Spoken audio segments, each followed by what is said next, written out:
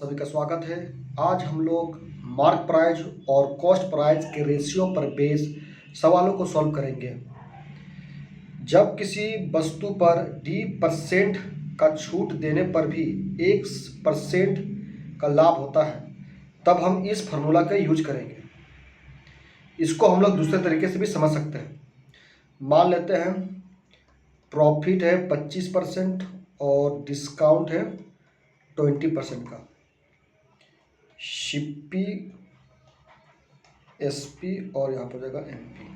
मान लेते हैं किसी चीज़ को 20% के डिस्काउंट पर बेचने पर 25% का प्रॉफिट होता है। तो यहाँ पर देखो सेलिंग प्राइस कांस्टेंट हो जाता है। जब भी सेलिंग प्राइस कांस्टेंट होगा तो हम लोग इस फार्मूला का यूज करेंगे। यहाँ पर डिस्काउंट 12.5% का है तो हमें प्रॉफिट होता है 5% का। तो एमपी और सीपी का रेशियो निकालेंगे हम लोग। सबसे पहले 12.5 का फ्रैक्शन वैल्यू होता है 1/8। डिस्काउंट हो रहा है तो इस 8 में से 1 माइनस करेंगे तो 7/8 मिलेगा। 5% का फ्रैक्शन वैल्यू होता है 1/20। प्रॉफिट हो रहा है तो 20 में 1 जोड़ेंगे तो 21/20 मिलेगा। अब यहाँ से MP/CP का रेशियो निकालते हैं। प्रॉफिट वाला वैल्यू को हमेशा मार्क प्राइस के बराबर लिखते हैं तो 21/20 लिखेंगे यहाँ पर, और सीपी के बराबर हमेशा होगा डिस्काउंट वाला वैल्यू तो 7/8 लिखेंगे यहाँ पर। 7 21, 4 दूनी 8, 4 25 20, तो यहाँ पर 3 दूनी 6 और 5। पूछा क्या गया है?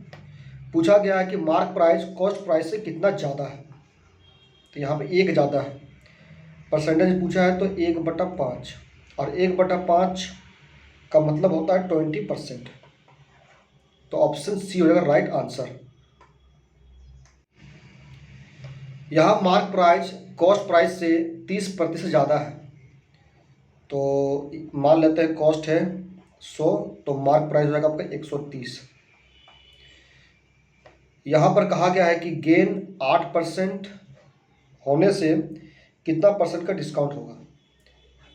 तो यहाँ पर हो जाएगा 108 और डिस्काउंट को मान लेते हैं 100 माइनस D%।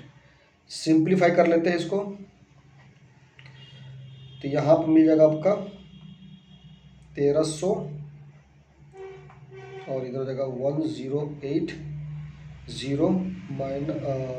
1080 यहाँ पर देखो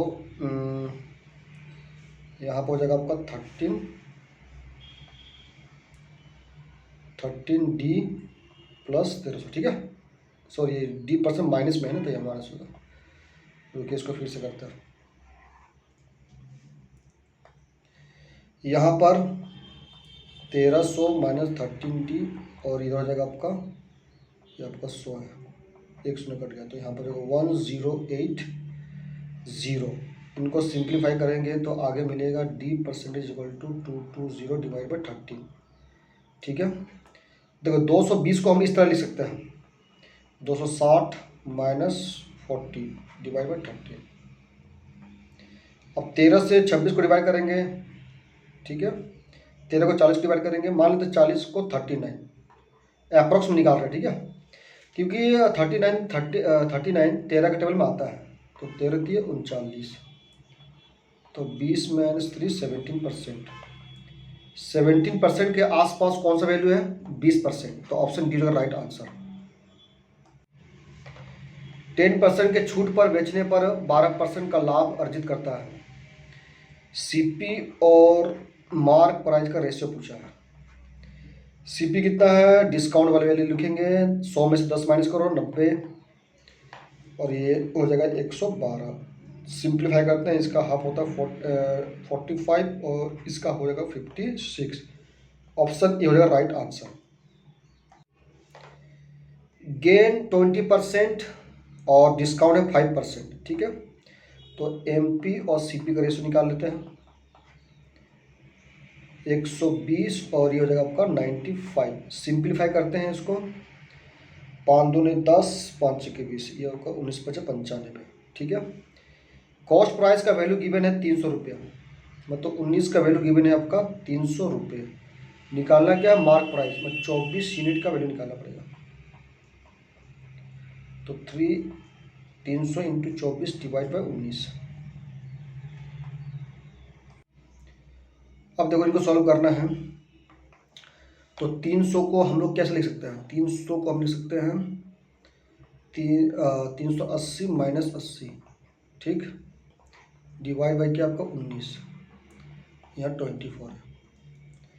सिंप्लीफाई करेंगे 19 दूनी 38, ठीक है, और 80 को हम लोग लिख सकते हैं 76, तो 19 चक 76 अप्रॉक्स में हम लोग सॉल्व कर रहे हैं। ठीक है, तो 20 माइनस पर कितना होगा 16, 16 इंटू 24, 16 चक 64, हाथ में 6, 16 में 32, 32 से 6 38, 384। 384 के करीब कौन है, ये नहीं है, ये भी नहीं है, ये भी नहीं है, ओनली ऑप्शन बी। 20% की छूट प्रदान करता है जिन पर लागत मूल्य से 50% अधिक अंकित किया गया है। कॉस्ट अगर 100 है तो मार्क प्राइस 150 है। 20% का छूट, यहाँ तक 80 हो जाएगा। पूछा क्या गया है, लागत मूल्य सीपी पूछा है। ठीक है, तो सबसे पहले यहाँ पर 100 प्लस x% मान लेते हैं, सिंप्लीफाई करते हैं, तो इधर हो जाएगा आपका 15 8 120, इधर 100 प्लस x%, तो x का वैल्यू क्या निकलेगा 20%। ठीक है, पॉजिटिव आया है, इसका मतलब प्रॉफिट हो रहा है 20% का। यहाँ 840 रुपये SP है, इसका मतलब 120% का वैल्यू गिवन है 840 रुपये। लागत मूल्य मतलब CP कॉस्ट प्राइस, और कॉस्ट प्राइस हमेशा 100% होता है। तो 1284, 700 गुना कर देंगे 100 को, तो 700 रुपया मिल जाएगा आंसर।